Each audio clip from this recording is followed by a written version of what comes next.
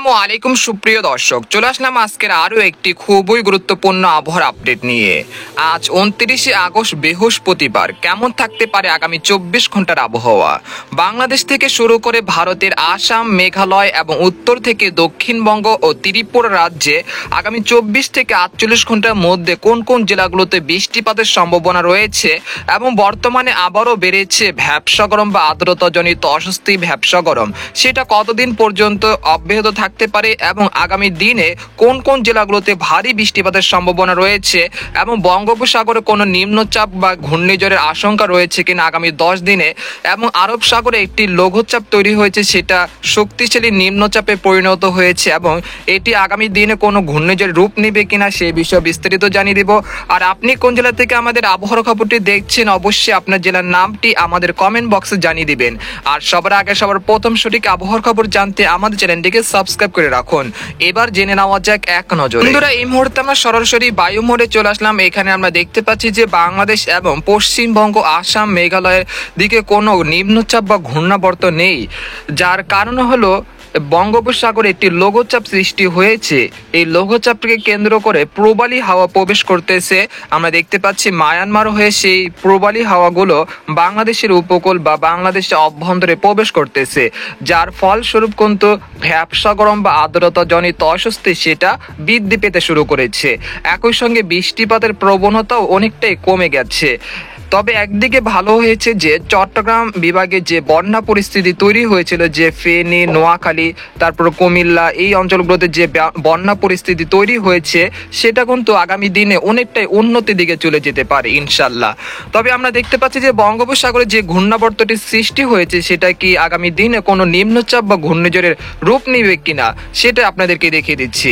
আমরা দেখতে পাচ্ছি যে এই ঘূর্ণাবর্তটি আগামী 31শে আগস্ট সেটা ভারতের চেরাপুঞ্জির দিকে এগোচ্ছে। এখানে দেখতে পাচ্ছি যে বিশাখাপট্টনম এখানে দিকে এই দিকে অগ্রসর হচ্ছে, অর্থাৎ এই অঞ্চলগুলোতে বৃষ্টি বা ভারী বৃষ্টিপাতের সম্ভাবনা রয়েছে। তবে বাংলাদেশে তেমন বৃষ্টিপাত বা ভারী বৃষ্টিপাতের সম্ভাবনা নেই এবং দক্ষিণবঙ্গ তেমন নেই।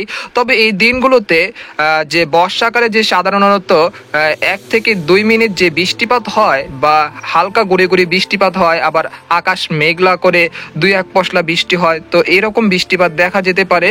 আর যে ভ্যাপসা গরম বা আর্দ্রতাজনিত অস্বস্তি রয়েছে সেটা আগস্ট মাসের 31শে আগস্ট পর্যন্ত অব্যাহত থাকতে পারে। তবে 1 সেপ্টেম্বর থেকে কিছুটা আবহাওয়ার পরিবর্তন আসতে পারে। তখন এই যে নিম্নচাপ বা ঘূর্ণাবর্তটি সেটা বিশাখাপট্টনমের উপকূলে আঘাত হানবে, আর এখান দিয়ে যে বঙ্গোপসাগর থেকে জলীয় বাষ্প সেগুলো বাংলাদেশের দিকে প্রবেশ করবে, যার ফলে কিছুটা বৃষ্টিপাতের প্রবণতা বৃদ্ধি পেতে পারে আগামী 1 সেপ্টেম্বর থেকে। আমরা দেখতে পাচ্ছি যে খুলনা, বরিশাল, চট্টগ্রাম, তারপর ঢাকা, সিলেট বিভাগ এবং ময়মনসিংহ বিভাগের বেশ কিছু অঞ্চলে বৃষ্টিপাতের সম্ভাবনা থাকছে আগামী 1 সেপ্টেম্বর থেকে। আগামী 1 সেপ্টেম্বর থেকে 5 সেপ্টেম্বর, অর্থাৎ সেপ্টেম্বর প্রথম সপ্তাহে কিছুটা বৃষ্টিপাতের সম্ভাবনা থাকছে, এটাই মূল কথা। তবে আগামী 31শে আগস্ট পর্যন্ত তেমন ভারী বৃষ্টিপাতের সম্ভাবনা নেই। আর আরব সাগরের যে ঘূর্ণাবর্তটি সৃষ্টি হতে যাচ্ছে, যে এটা আপনারা দেখতে পাচ্ছেন যে করাচির উপকূলে একটি ঘূর্ণাবর্ত বা একটি গভীর নিম্নচাপ অবস্থান রয়েছে, সেটা আগামী দিনে কোনো ঘূর্ণিঝড়ের রূপ নেবে কিনা। এই ঘূর্ণাবর্তটি বর্তমানে গভীর নিম্নচাপে রূপ নিয়েছে, তবে এই ঘূর্ণাবর্তটি আগামী দিনে কোনো ঘূর্ণিঝড়ের রূপ নেবে না। তবে এটা শক্তিশালী নিম্নচাপ হতে পারে। আর এটি পাকিস্তানে যে সমুদ্র উপকূল যে জেলাগুলো রয়েছে সেখানে ভারী বৃষ্টিপাত ঘটাবে। আর এর কারণে বাংলাদেশ এবং পশ্চিমবঙ্গ, আসাম, মেঘালয়, ত্রিপুরা এই অঞ্চলগুলোতে এর প্রভাব কোনোভাবেই পড়বে না ইনশাল্লাহ। তো এই ছিল একটি বায়ুমোড নিয়ে সংক্ষিপ্ত খবর। এই পর্যায়ে আপনাদেরকে জানিয়ে দেব যে সরাসরি স্যাটেলাইট চিত্রে এই মুহূর্তে কোন কোন জেলাগুলোতে বৃষ্টিপাতের সম্ভাবনা থাকছে সেটা আপনাদেরকে ধারণা দিচ্ছি। আমরা দেখতে পাচ্ছি যে বর্তমানে দেশের অধিকাংশ জেলার আকাশ আংশিক মেঘলা থেকে প্রায় পরিষ্কার বলা যায়, কোথাও তেমন ভারী বৃষ্টিপাতের সম্ভাবনা নেই।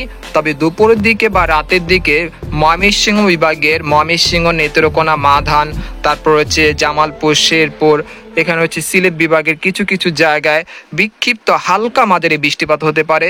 এছাড়া পার্বত্য চট্টগ্রাম বিভাগের রাঙ্গামাটি, খাগড়াছড়ি, তারপর বান্দরবন এই অঞ্চলের 2-1 স্থানে খুব সামান্য বৃষ্টিপাতের সম্ভাবনা থাকছে আজ দুপুর থেকে রাতের মধ্যে। এছাড়া আমরা দেখতে পাচ্ছি যে রায়পুর, তারপর হচ্ছে চাঁদপুর, ফেনী, নোয়াখালী, লাকসাম এই অঞ্চলের আকাশ প্রায় পরিষ্কার বলা যায়। তবে দুপুর থেকে রাতের দিকে হালকা মাঝারি বৃষ্টিপাতের সম্ভাবনা থাকছে, যেটা সম্ভাবনা খুবই কম, অর্থাৎ 50% সম্ভাবনা থাকছে।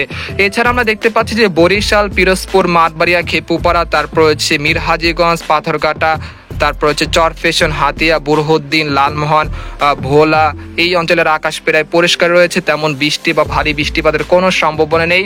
আর যে বর্তমানে যে আর্দ্রতা অস্বস্তি রয়েছে সেটা আগামী 31শে আগস্ট পর্যন্ত অব্যাহত থাকতে পারে। তবে সেপ্টেম্বর মাসের প্রথম সপ্তাহ দিকে বৃষ্টি বা ভারী বৃষ্টিপাতের সম্ভাবনা রয়েছে, সেটা আগামী ভিডিওতে আপনাদেরকে জানিয়ে দিব।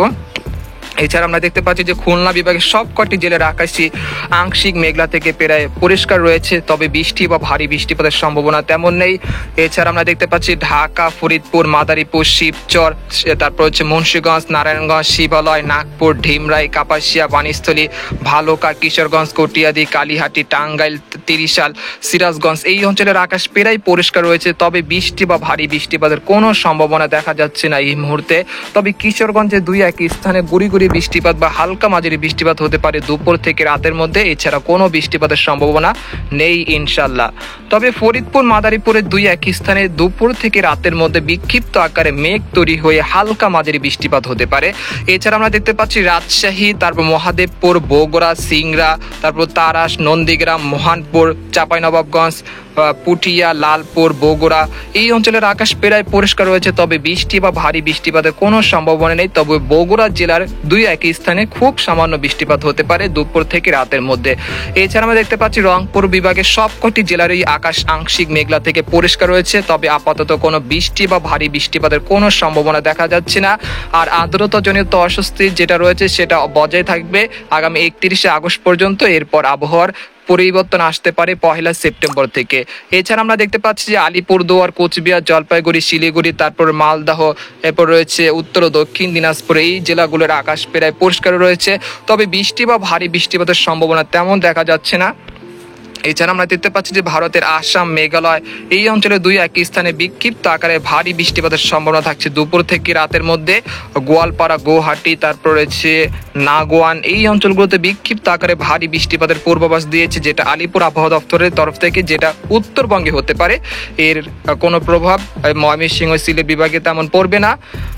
তবে আমরা দেখতে পাচ্ছি যে ভারতের ত্রিপুরা রাজ্যের আমারপুর, আগারদশা, আমারপুর, উদয়পুর, তারপর হচ্ছে আমবাসা এই অঞ্চলের আকাশ আংশিক মেঘলা থেকে পরিষ্কার রয়েছে, তবে বৃষ্টি বা ভারী বৃষ্টিপাতের সম্ভাবনা তেমন দেখা যাচ্ছে না।